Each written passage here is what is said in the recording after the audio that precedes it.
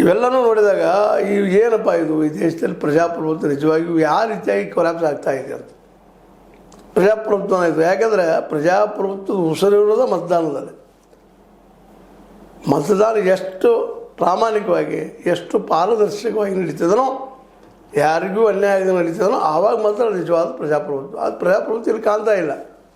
ಎಲ್ಲ ನೆಲೆಗಟ್ಟಿನಲ್ಲೇ ಕರ್ನಾಟಕದಲ್ಲಿ ವಿಚಾರವಂತರು ಮತ್ತು ಜನ ಎಚ್ಚರಾಗಿ ಈ ಪ್ರಶ್ನೆ ಮಾಡ್ತಾ ಇದ್ದಾರೆ. ಅದು ನಮ್ಮ ದುರಂತ ಏನಪ್ಪ ಅಂತಂದ್ರೆ ಈ ವಿಚಾರವಾದಿಗಳಲ್ಲಿ ಮತ್ತು ಬುದ್ಧಿವಂತರಲ್ಲಿ ಅಥವಾ ತಿಳುವಳಿಕೆ ಜನರಲ್ಲಿ ಒಗ್ಗಟ್ಟಿಲ್ಲ. ಮತ್ತು ಕಲಿತವ್ರು ಭಾಳ ಕಡಿಮೆ ಪರ್ಸೆಂಟೇಜ, ಅದರಲ್ಲೂ ಕಲಿಲಾರದವ್ರು ಭಾಳಷ್ಟು ಇದೆ. ಏನೋ SLC ಆಗೈತಿ, PUC ಆಗೈತಿ, 8th 9th ಆಗೈತಿ, ಏನು ಉಪಯೋಗ ಇಲ್ಲ ಇವತ್ತು.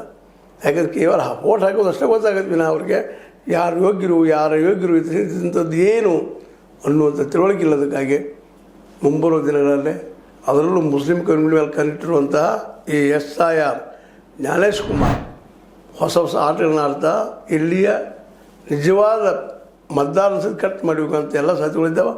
ಹೀಗಾಗಿ ಇವತ್ತು ಪ್ರಜಾತಂತ್ರದ ಕುರಿತಾಗಿ ಭಯ ಹುಟ್ಟೆ.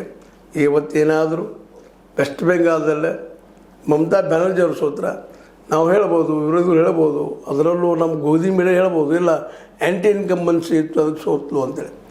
ಆದರೆ ಅದಕ್ಕಿಂತ ಹೆಚ್ಚಿಗೆ SIR ಬಳಸಿದ್ದು ಕಾರಣ ಅನ್ನೋದು ವಿರೋಧ ಪಕ್ಷಗಳ ಒಂದು ಒಕ್ಕೊರಲಿನ ಮಾತು. ಆದರೆ ಈ ಮಾತನ್ನು ಕೇಳ್ತಾರೆ ಯಾರು ಅನ್ನುವಂಥದ್ದು ಇವತ್ತು ಮುಖ್ಯ ಪ್ರಶ್ನೆ ಅಂತ ಹೇಳ್ತಾ, ಏನಾದರೂ ಆಗಲಿ SIR ಈ ದೇಶದ ಪ್ರಜಾತಂತ್ರವನ್ನು ಪ್ರಜಾಪ್ರಭುತ್ವ ಉಳಿಸಲಿಡೋದು ನಮ್ಮ ಆಶೆ. ನಿಮ್ಮದು ಏನು ಅನಿಸ್ತದೆ ನಿಮ್ಗೆ? ಇದು ನಿಮ್ಗೆ ಲೈಕ್ ಆಗಿರ್ಬೋದು, ಲೈಕ್ ಮಾಡಿ, ಶೇರ್ ಮಾಡಿ, ಕಾಮೆಂಟ್ ಮಾಡಿ, ಜೊತೆ ಸಬ್ಸ್ಕ್ರೈಬ್ 16 ನ್ಯೂಸ್ ಅರ್ಥಾತ್ ಸಿದ್ದರಾಮಯ್ಯ ಸತ್ಯ ಕೈಗಳಲ್ಲಿ ವಂದನೆಗಳು.